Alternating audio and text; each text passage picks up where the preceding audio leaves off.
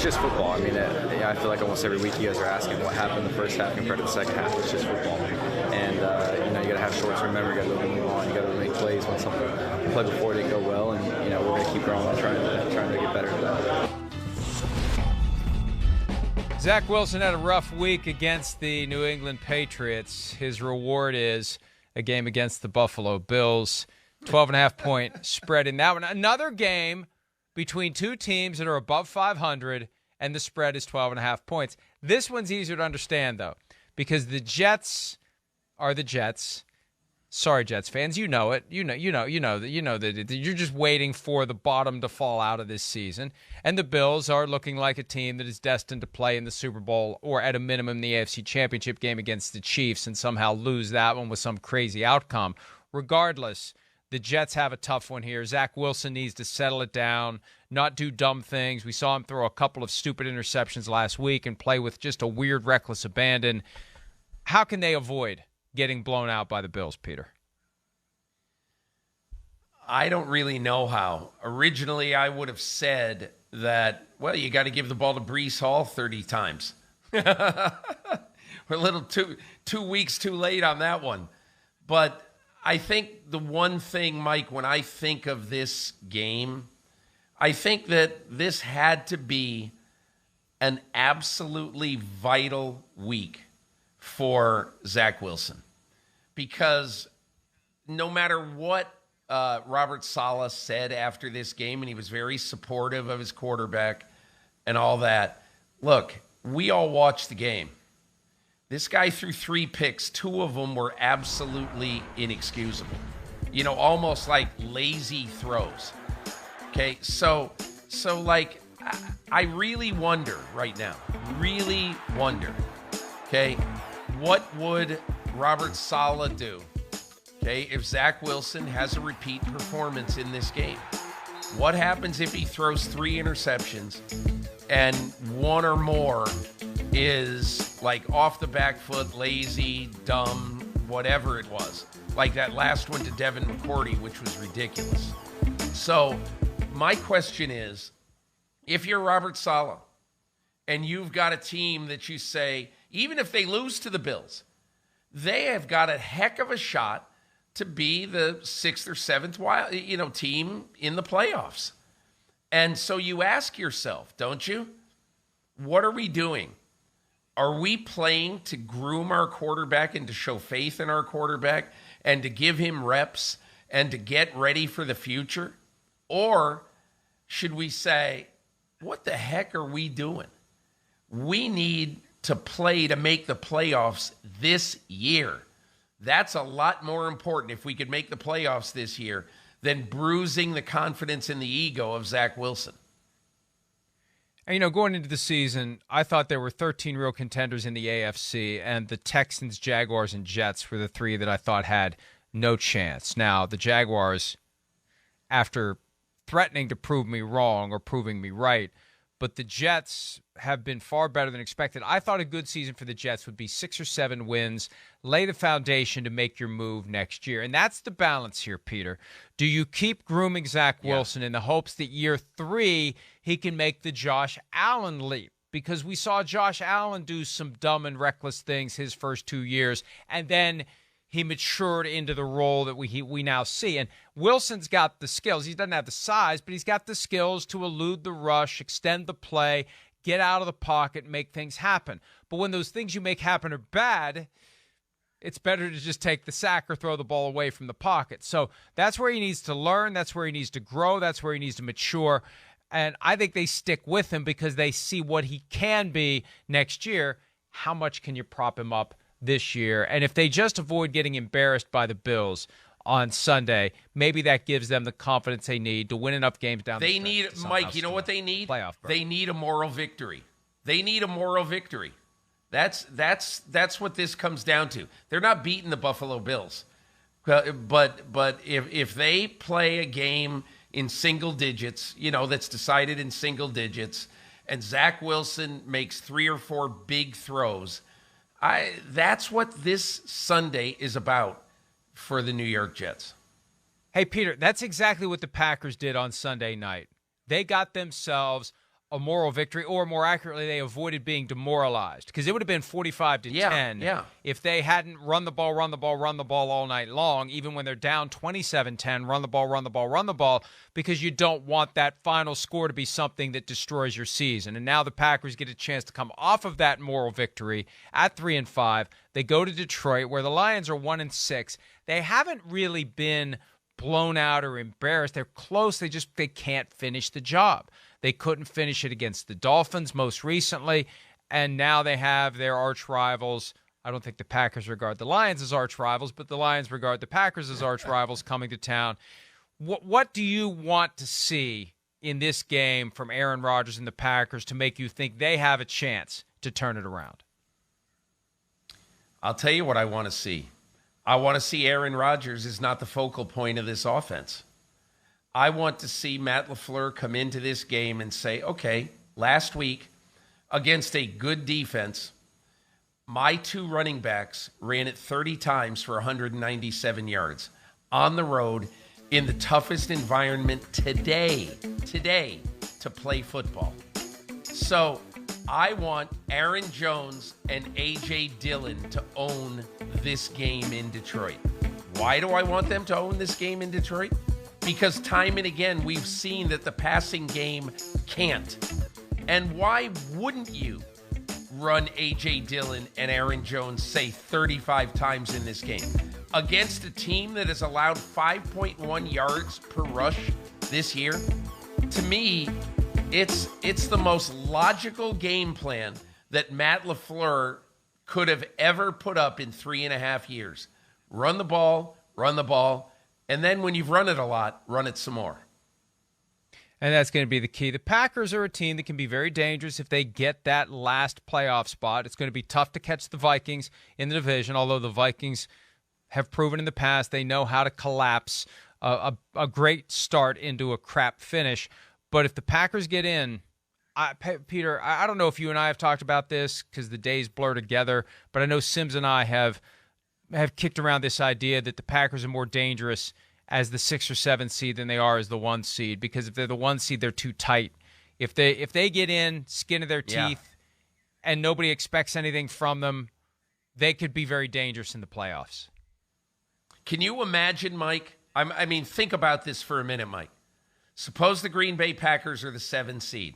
You know who the 2 seed is? The Minnesota Vikings. And just imagine how the Minnesota Vikings are going to feel if their old friend Aaron Rodgers is coming into U.S. Bank Stadium on January 15th. It's in the immortal words of Laura King, I'm just saying, Dad. So to me, when I look at this, when I look at the Packers, I could not agree with you more. Because you know what, Mike? By mid-January, you know who's going to be a really good football player? Romeo Doubs. You know who might be a good contributing football player? Christian Watson. And again, look, I don't know what's going to happen. None of us know what's going to happen. But I find it a lot more plausible that the Green Bay Packers can get to the playoffs than the Tampa Bay Buccaneers, even though the Bucs are in that awful division. So we'll see. Well, they both get in, and they both can be a problem because you've got quarterbacks who can step up. That's the key to a low-seeded team making a run, having a franchise quarterback who can get it done in January. The Dolphins and the Bears get together. I remember a time in 1985 when the Dolphins were the only team that beat the Bears. What that a game. Monday Night Football game in early December with the still, I think, the biggest audience, although the 49ers-Giants game from 1990 may have eclipsed it by a little bit. But now the Dolphins are riding high.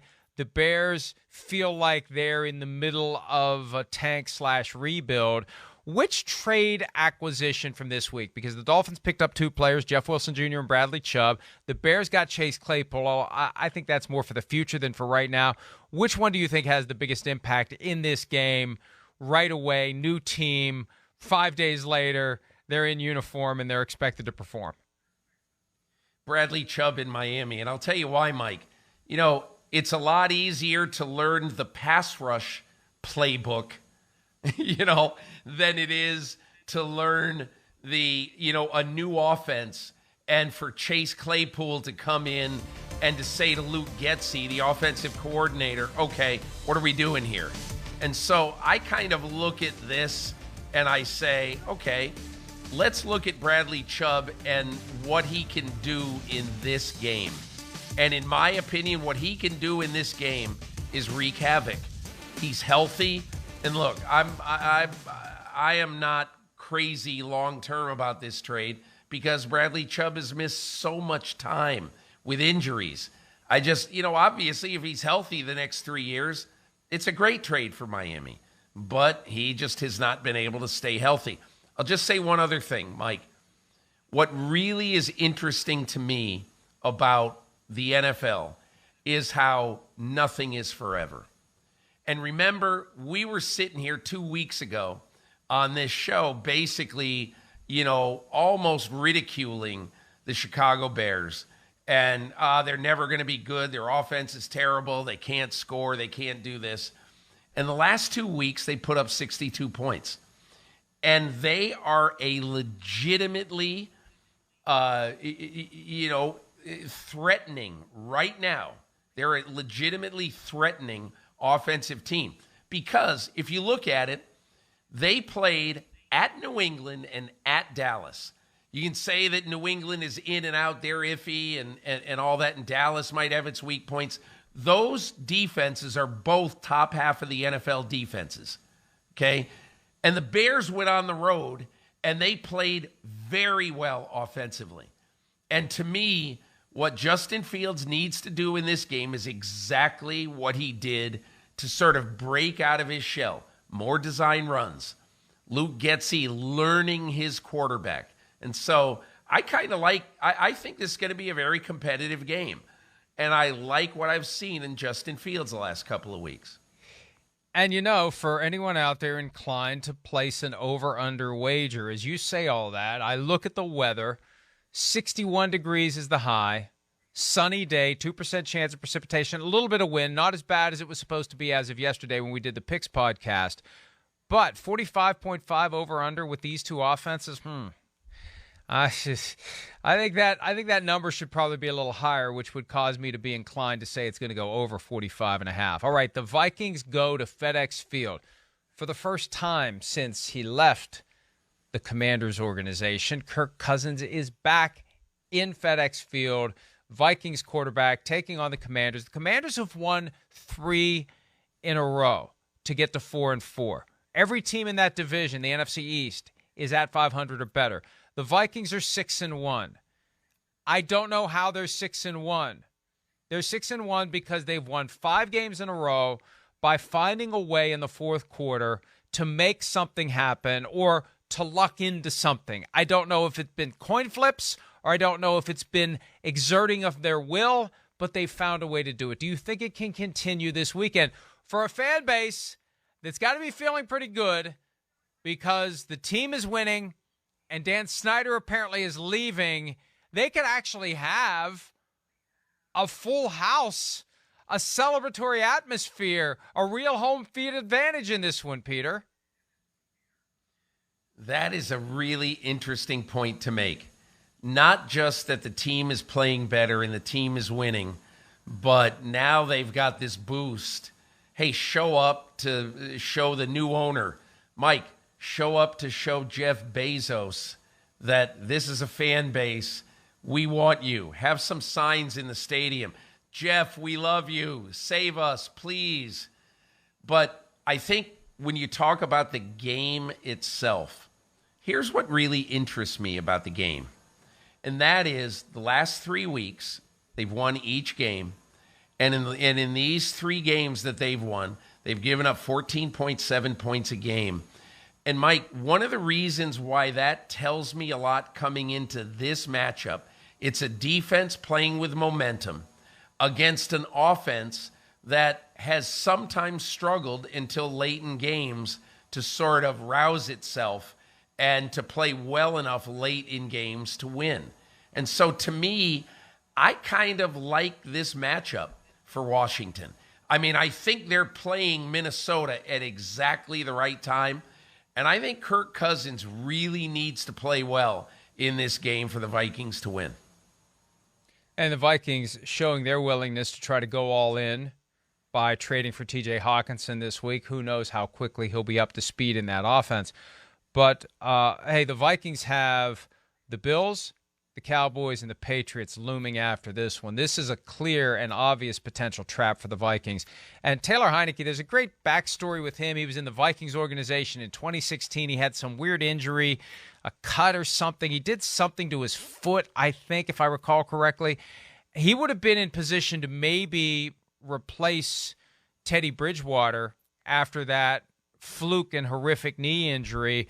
Instead, the Vikings ended up going out and getting Sam Bradford and giving up way too much to acquire him. But Heineke was there, but he was injured, and now he's emerged again as the guy who's holding it down while Carson Wentz's finger heals. But Heineke's played well, and they've won, and they've won, and they've won, and we'll see if they can make it 4 in a row. Let's go ahead and take a break. When we return, the Seahawks and the Cardinals get together for the second time this season. The Cardinals somehow are favored to win. The Seahawks are getting better and better all the time.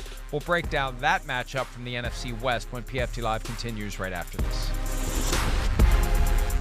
Hi, it's Mike Florio. Thanks for watching PFT on YouTube. Hit subscribe for the latest news and analysis from Pro Football Talk.